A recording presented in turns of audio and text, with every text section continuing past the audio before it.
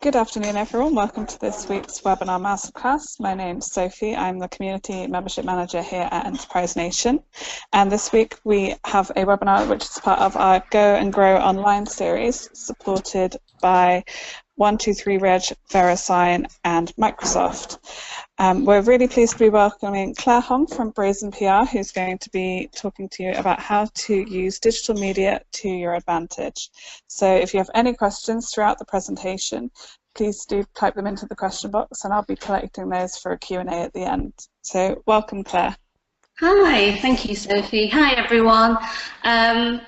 This is about how to get digitally savvy. It's a quick overview. It will be about 20 minutes. And over that time, what I'm going to do is talk a little bit about what you can do around digital marketing, traditionally what it is, and especially how content is really important to digital marketing as well. So we'll touch a little bit on social media, we'll touch a lot on content, and we'll touch a little bit around SEO and PPC if you haven't heard those terms before as well. So just to give a little bit of an introduction about who I am. I am the Director of Digital Strategy and Content for a content marketing company called Brazen, based in Manchester. And we traditionally started off as a PR agency, but we have evolved with content marketing as it's kind of evolved. So we do a lot of big ideas. We're based in Manchester and Dubai. As you can see, we're quite big, award-winning. We go for 16 years. So we kind of know what we're doing when it comes to big ideas about making brands well known. So a little bit about traditional marketing, really. So this is the world of traditional marketing, maybe even 10 years ago. What you would have had is a client in the middle, so that would be you guys, and around that would be a number of different agencies. So this is, I know you guys are probably quite SME in terms, and entrepreneurial in terms of what you deliver, but I thought this would be a good, just a little bit of background knowledge really about how the world has now changed. So in traditional marketing, you would have had the creative agency, and your creative agency would be your agency that comes up with the ideas around your brand. So they might come up with ideas around a commercial, they might come up with ideas around how it should look, they might have ideas around the font of it, or if they were going to come up with a radio commercial, what should be in that commercial, what should be in the TV commercial. They would then normally hand that over. So what they then wouldn't do is they wouldn't be responsible for making sure it got out there. Once they made the idea, they would hand it over to a media agency. So a media agency is a company, I don't know if you've ever heard of them, but someone like MEC or Mediacom or Havas.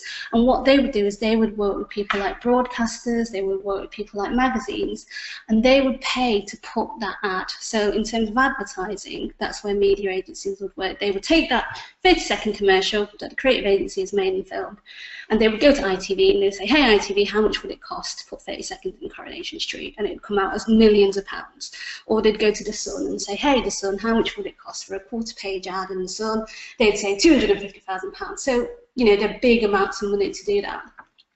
Then you would have your digital agency on the other side. So your digital agency has now formed because you would need someone to help out with things like your website. You would need them to help out with things like actually getting you online and making sure that people were finding your website online. And then you would have what we traditionally used to do, which was a PR agency. And what your PR agency would do is basically, if you look at those newspapers and magazines and TV, you know, sometimes TV programs, where they're making editorial, we call it, for the show. So it's not the ads, it's actually in the show itself. So when This Morning is doing a feature around reviewing something, they wanted to put, you know, they wanted to look at new autumn trends, they want to look at cushions, they want to look at, there's a magazine and they want to look at kitchens. That's why the PR agency would traditionally get involved. We would go and talk to those journalists, we'd go and talk to those producers and we'd say, please feature our client's interior. And it's still really relevant today because obviously a lot of those things that you see in magazines come from PR agencies. But where the world is merging is obviously media agencies used to do the ads, PR agency used to go out and do what we called earned reach, but it's changed quite a lot. Because what's happening now is broadcasters, publishers, they don't have the same monopoly that they used to have on people's eyeballs. So if you think 20 years ago, we only had 5 channels. Channel 5 launched in 1997. if you wanted to get a video in front of people's eyeballs, the only way to do it was to pay ITV or to pay Channel 4, to pay Channel 5 to put a 30-second advert in front of them. That's no longer the case. YouTube came along, and what YouTube meant was that anyone who could make video could upload video, which meant that all of a sudden you had these different ways of getting video in front of them. And what we found now is that social media has opened that world out even more. So you now have Facebook, you now have Instagram, you have YouTube, you have Twitter, you have all these different platforms, you have Snapchat, all these different ways for you to get your content out there. So this is why content marketing has suddenly become really, really important, because instead of getting a creative agency, paying an absolute fortune to get them to make a commercial and then going to ITV and paying them an absolute fortune, actually what you can do is anyone with a camera can actually make video themselves. So then Google and SEO, Google do SEO and PPC. So if people don't know what SEO and PPC is, SEO is called search engine optimization. And that is all about your website coming up organically on Google rankings. So that means if I type in the search term like car insurance, it's the first thing that comes up that isn't an ad. How do you get on the front page of Google? Because a lot of people, obviously, they want to be on that front page. The best place to hide a dead body is on the 7th page of Google, because the further down it is, the less people are going to see you. So a lot of these big brands pay a lot of money around these search terms that they think people are going to look for, and then to make sure they turn up at the top of Google's organic search, they put a lot of content in, so that's why content's important there. And then PPC is almost like the opposite. It's like the same side of the same coin. It's about Google again, but it's where you pay Google to do an ad around that word. So, you know, if it's a word like, I don't know, women's fashion, you've got, you know, massive brands like Boohoo, you've probably got massive brands like Very, you know, you've got those guys paying Google to make sure that their ad is at the top of that brand. So Google's very, very important to digital marketing, but you can do a bit of that yourself without having to pay an absolute fortune. And I'll kind of talk a little bit about what you can do. And then there's even with things like Amazon. So Amazon, you know, isn't a traditional, it's a place you guys probably sell online on Amazon. But what Amazon also have now as well is they have media networks, so they have ways that they can take the data of the people who are buying things and put ads around it. So if you sell, for example, I don't know, pillows, and that's something, you know, really luxury pillows, personalized pillows, they can actually put an ad around people searching for the term pillows. So again, Amazon have gone from just being an online selling to actually be a way to help you guys sell your own things as well. So these are all big opportunities that you can do. And what each of you can all do now is have what we call the paid, owned, and an earned strategy. And the paid, owned, and earned strategy helps you work out who you need to target, what the point of each of those channels are, and then how to do that effectively. So paid, as I kind of mentioned, it is still there. Advertising is still really important because of what it helps you do is it helps you reach strangers. It helps you reach people who don't know about your brand. And there is no point having an amazing product if no one knows about it. So what traditionally people used to do is obviously pay to make sure people knows about it. But to do that, you get ads. Ads can be slightly annoying. A lot of people block ads right now, but they can still be important because people might not be engaging with them, but they'll be aware of them. So your paid, you should always think about, when you come to think about who your audience and where they are, it's which is the most effective place for you to pay. So the really good thing is obviously print, television, radio, magazine, cinema, really, really expensive. You've probably done a little bit of direct mail, you've probably done some banners, but actually social media is a really, really good place to be doing paid, and not for hundreds of thousands, you know, not from thousands, you can start with a few hundred. Owned is your own channels. Owned is a really, really important place at the moment, because if you can build communities, if you can get people to talk about your product on your Facebook page, if you can engage with potential new people on Twitter, you don't pay for this as an ad, but what you can do is you can start engaging with those people by using your time. So these are kind of for your customers, these are kind of for your company websites, anything that belongs to you, you can turn into something really interesting And it doesn't just have to be information about your brand as well. It can actually be stuff that's interesting to people. And then earned. So earned is where, you know, obviously we kind of traditionally sat in the PR world, but actually earned is anything where anyone talks about you. So this is where word of mouth is really, really important these days. If you think paid is where you pay for people to know you exist, earned is where you go to make sure that people who have talked about you are talking about you to other people.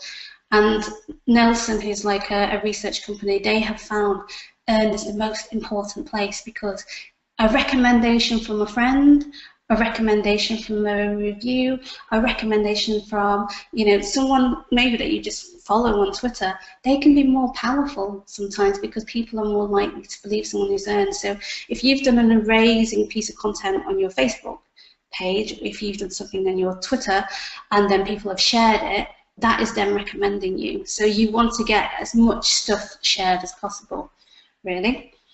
So for us, there's kind of 3 steps. We always, you know, I always talk about these 3 steps. It's about the product, it's about access, and it's about love. And product is, you guys make your product. We can't change that. You have to have a great product that you're really happy with and you want to know. You know what is the point of it. You know the unique selling point. Great.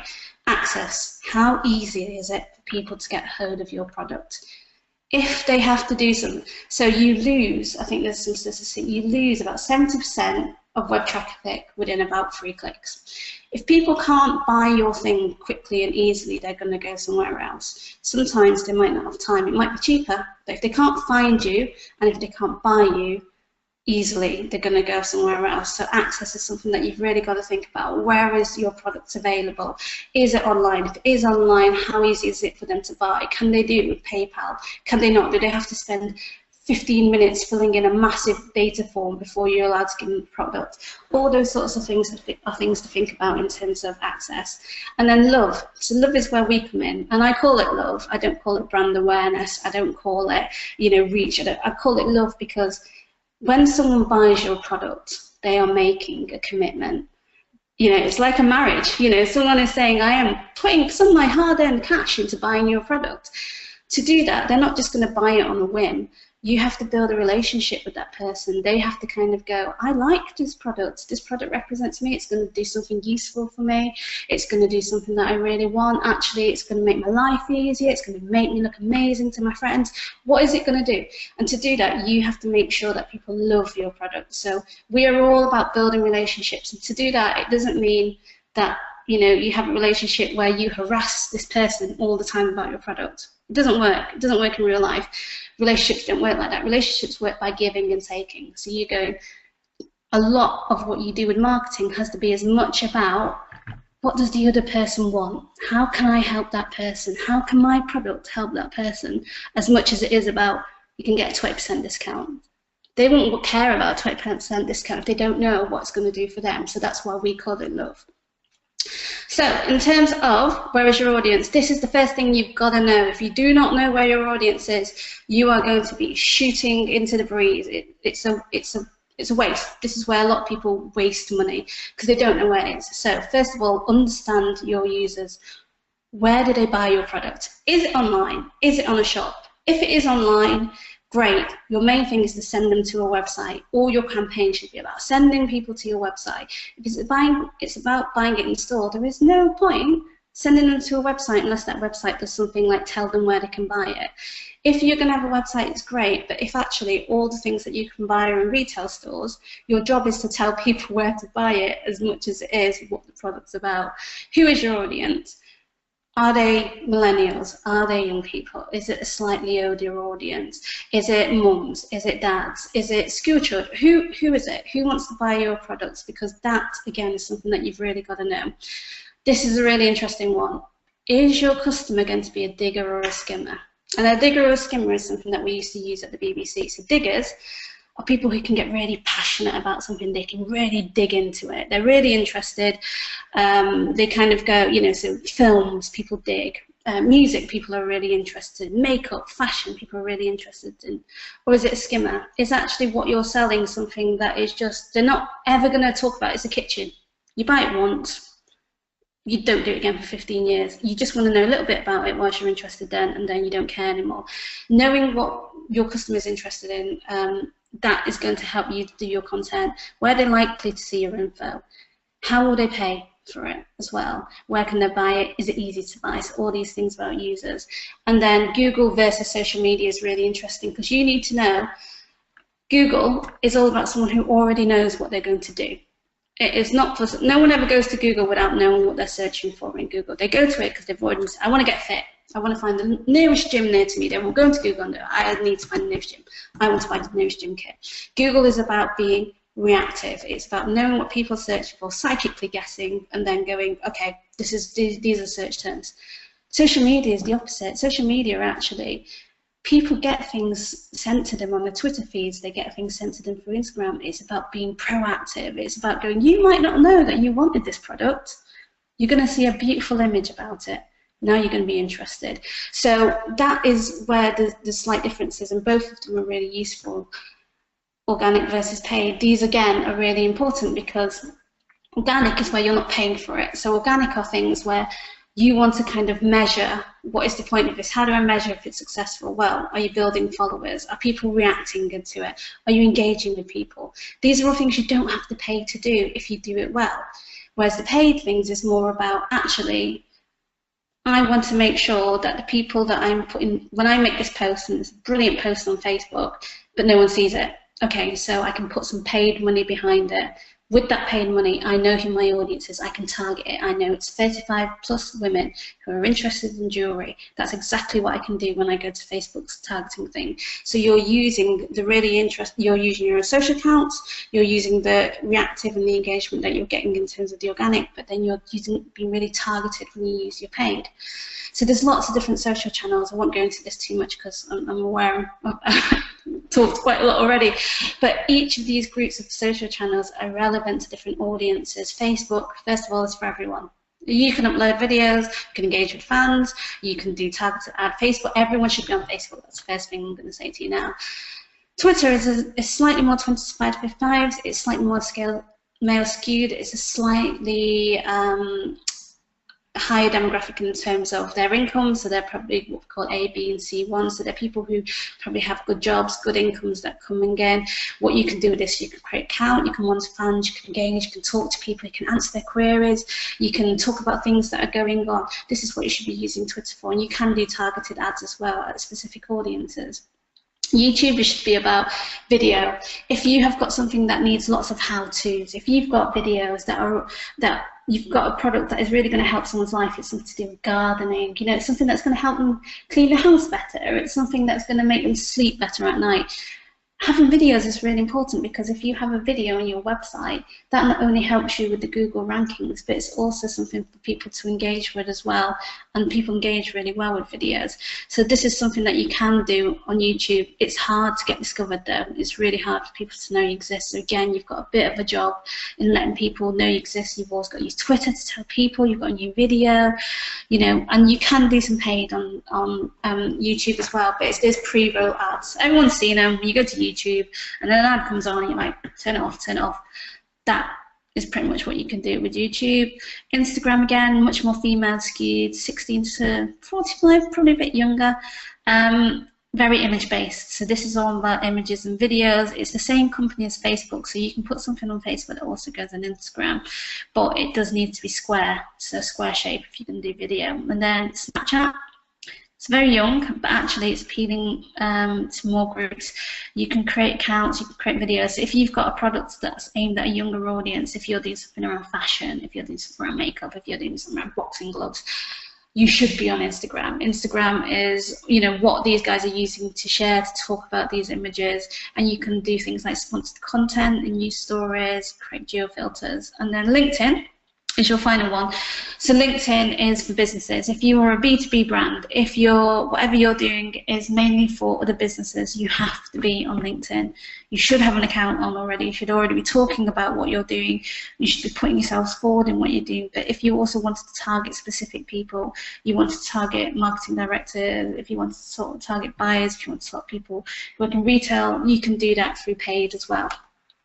And this just gives you an example of some of the paid things that you can do. So the top left-hand side is Facebook, so you can do awareness, you can do brand awareness, you can do reach, you can get people to consider it. So Facebook's really sophisticating the types of things for you. If you have an app, they can help you run a campaign that helps you install the app. If you want people to watch their videos, they can make it so that it's optimized around video views. You will pay around a unit around videos and conversions. So if you are online, you can actually measure how many units you're selling through putting pixels on your website, and you can see what Facebook's doing for you. So a lot of these companies, there's no reason why you can't set up a campaign on Facebook and actually start looking at, are you converting online?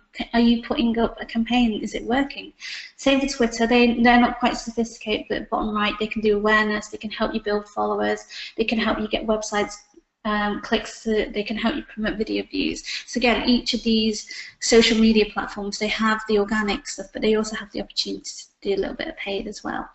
And then in terms of engaging, so this is the main thing, your content has to be engaging. It's important. It's important, video mostly is important, but because people need to love your brand. 68% of customers feel more positive about after consuming it. Research came out this week that 64% of customers have gone on to buy after watching a brand video on Facebook because it's made that decision to them. But the main thing is you've got to make something that is interesting to people, because if it's not interesting to them, they're not going to engage with you. It's not about doing an ad, selling yourself. What you need to almost do is, so if you're I don't know, a hair shampoo brand, it's not about going, we're an award-winning shampoo. Look at us. We've won lots of awards for shampoo. We make a great range. You don't want to talk about yourself. You want to talk about what you're going to do for your customer. You want to do what you're going to do for the audience. We can help your hair look amazing. We can help you. Here's a quick video tip about how to make 5 new looks for your hair. Here's how you can use our mousse to make a new look for a wedding that you're going to go to. It's the difference between talking about me, and going, actually, this is how it's going to be useful to you. So I would say my top content tips is, don't make anything you want to see yourselves. This is such a mistake so many people make. They talk about their brand and they love their brand, and we know you love your brand and we know you love what you do, we know that, but you are probably the only person who loves it that much. You've got to convince everyone else to be interested. So if they're not watching something that they would see as useful, they're not going to be interested. So don't make anything you wouldn't want to see yourselves. You don't always have to sell as well. The whole point of social media accounts is you can engage with things. You know, if anyone's ever seen the Innocent Smoothies Twitter account, they're amazing. They don't talk about smoothies all the time. They might talk about it maybe once a day, but you know, 10 of their posts can go by where they're not talking about smoothies at all, because what they're doing is they're just building up that empathy and they're building up a relationship with people. They'll talk about Bake Off, you know, they'll talk about shows that they've just seen, they'll talk about, you know, Glastonbury that was on last night, because that's what people do. They don't just go straight into the cell. They actually engage with people first. And think about what you want the content to show. So again, when you do get round to selling, when you do get round to going, here's a message, what do you want to do? So if you have this amazing piece of underwear that helps people look slimmer really quickly, that's what you want to show. You want to show it working, even if it doesn't look great, even if you've shot on your phone, but if it shows it working, that's what people want to see. If you can show people who get a great night's sleep, that's what you want to do. If you want to show a fashion item that looks amazing, some jewelry, that's what you want to show. And then what's the next piece of information they need to go on from that? They need to know your name. If you sell online, they need to know where they're going to go to sell online. Have you got a click link on that ad? Have you done something where people know what the next step is?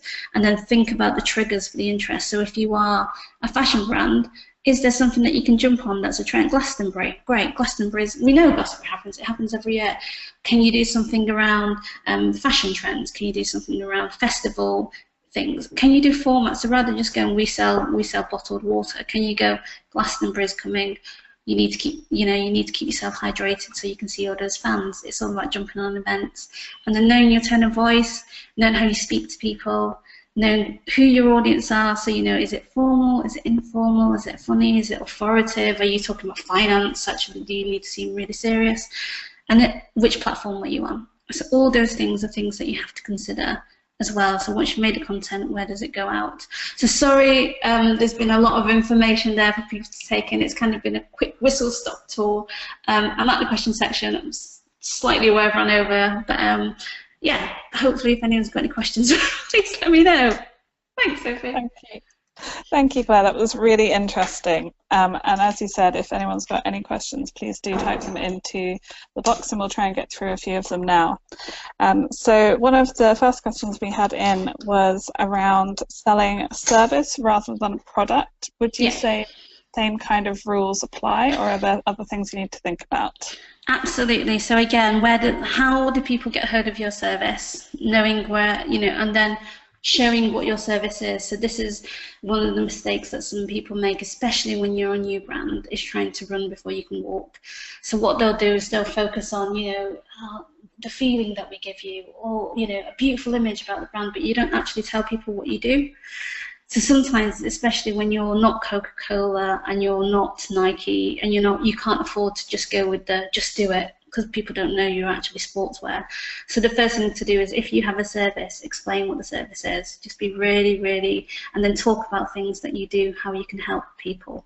That's the main thing, and then where they can find you and how they can book your service. Make it really easy. Great, thank you. Yeah. Absolutely. Okay, we have a question here. Can you recommend a tool to help analyze consumer behavior? Ooh. If only, no, it's a really good question.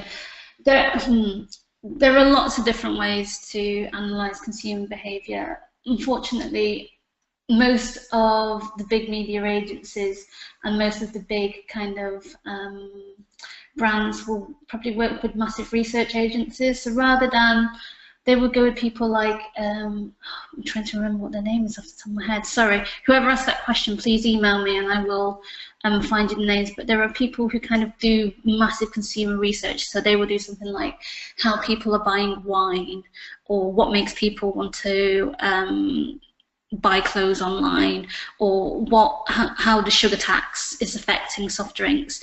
There are companies that actually do all that information day to day, and what they will do is they will give you access to the back end of that research. So they will give you that kind of consumer knowledge.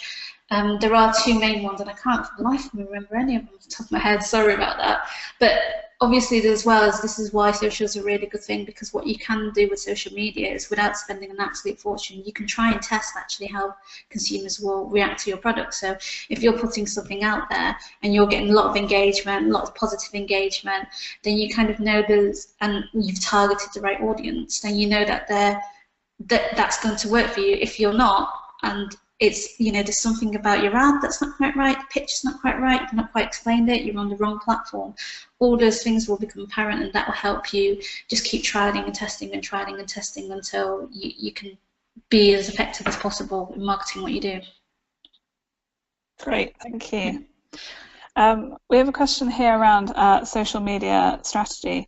If you were starting from scratch, what would be your top 3 tips for getting started? Oh, that's a really good question. Whoever asked that's a really good question. It's really hard because, like I said, the main thing is it depends on, there's so many factors of who it is, where the audience is. One thing that a lot of people do is they try to build fans straight away. So they'll be really disappointed if they don't have 10,000 followers within 2 weeks. And the thing is, sometimes one of the things about social media at the moment is what's called organic media, organic reach is actually dropping. So if you have, say, 100 fans, out of those 100 fans, only like 15 will actually see your post, because what Facebook are trying to do is make sure that people don't get bombarded with brand content all the time, and also they want people to pay. So obviously if you wanted more than 15 people to see it, what you'd have to do is pay Facebook. But the only way to make that 15% go up is actually if people engage. So if people find that content interesting, if they comment on it, if they share it, if they like it, Facebook goes, oh, this is a great piece of content, you know what, let's share it to more people, and then organic reach goes up. So you will then naturally build a community and followers by having interesting content rather than just talking about your own thing or just doing ads. it depends what you want to do, because if your main thing is actually you need people to click through to your website, we had a campaign recently where it was someone who was doing a book, and they were a relatively new author, and they didn't have a massive community yet. And I said, there's no point us spending our resources on building a new community of fans because you don't have that flow yet. The first thing to do is get your book sold. So our entire campaign was built around getting people to click to Amazon to buy the book. So if that's the first thing you have to do, is identify exactly what you actually want people to do. If it is a product that can, like I say, it's got the diggers, it's got, people can be passionate about it, it can be like fashion or food, cars. If there's a passion point, then absolutely start building your fans. But actually, if you already know that you've just got to get people to do one thing, which is click through to your website, or you've got to do one thing, which is download an app, then actually use social media to do that. Does that make sense? Great. Thank you. That's brilliant. A question here around Google Ads. What would you say is a good click-through rate for Google Ads? Wow, that's a good question again. So traditionally, I think, so this is digital display rather than Google in terms of PPC, but traditionally I think a good click-through rate would be 0.01%, so that would be out of every 1,000 people who saw your ad, if one person clicked through as a result of digital, so digital display is the digital ads that you get to see on websites, then that would be considered the benchmark. If you get anywhere near 1 to 2%, that's really, really good. That's like 10 times higher that you would get on this digital display. PPC, again, they only charge, it's called pay-per-click because Google charge you per click. So they don't do it off percentage, they do it off how many people have paid for that specific search term at that time. So Christmas, trying to get someone, you know, the cost of Christmas in July is probably going to be 20p. The cost of Christmas in December is probably going to be £20. So that's not about a click-through rate, that's more of the cost that you are paying for people to go through to your website at that time. And it's about, I suppose, that's about knowing where you're willing to sacrifice some money because that search term is so important to you that you're willing to put £20 into it, versus actually, are there other terms, or is my product niche enough that it won't be that expensive to do. So car insurance, I can tell you now, is going to be really expensive. Does that make sense? Great, thank you. I think we've got time for just one more question. This one is, do you think that Facebook Boost is a good option? So, Facebook Boost is a really interesting one because I might be wrong and it might have moved on slightly. Facebook Boost is where you have an organic post that you've already got and then you put some money behind it. And that money allows you to reach more people. So there's two ways to look at this. You can kind of go, I think even back when they originally do it, the whole point was that you reached more of your own fans. So actually you were paying Facebook just to reach the fans that you're already seeing. But there is, if you think you're running an organic account and you've got lots of great content on there, and one of those pieces of content is working really well, then absolutely putting some money behind it to boost it works, you know, especially if it's interesting content, works really well. Especially if you can then target the audience that Boost goes to. So if you know you're trying to reach 25-year-old men who have recently moved house, for example, I don't know, then you can use Boost to do that. You can target them. But doing just pure ads themselves, which are ads that don't turn up on your social account, so it's kind of called like kind of dark posting. Just doing an ad campaign on Facebook as well, that has its own benefits because that means that you can put a message out there to specific people with a specific ad message. So that might be a sale, that might be a buy now, get one late, whatever your offer-led thing is, that then doesn't sit on your Facebook page constantly all the time that everyone can see it. So if you just want to target London, you can just target London with the ads and no one outside of London will see it. So as long as whatever you're boosting is something that you want everyone to see, then yeah, it can be useful. Great, thank you, Claire. Thanks for such an interesting presentation. So next week, our webinar is going to be about how to adopt an entrepreneurial mindset. So hopefully we'll see a few of you on the webinar then. Thank you. Thank you. Sorry, can I just quickly say? Absolutely. Sorry, this is my sales message as well, so I have to get it in there. We are actually offering at the moment, so it's our 16th birthday, so we're offering people free consultation around your brand, so and how content can reach. So obviously I don't know who's listening at the moment, I'm afraid, but I'd really love to talk to you about what you're doing. So it's 16 minutes, it doesn't sound like a lot, but it is enough for me. Once you fill in the form, give you info, enough for me to kind of talk to you about what you can potentially do. So if people want to contact me on my email, it's claire@wearebrazenpr.com. So if you can have details as well, then yeah, we'd love to talk to you about that. Sorry, Sophie. Sorry, I just no problem. No problem. Great. So yeah, thanks again, Claire, and we'll see you again soon. Thank you.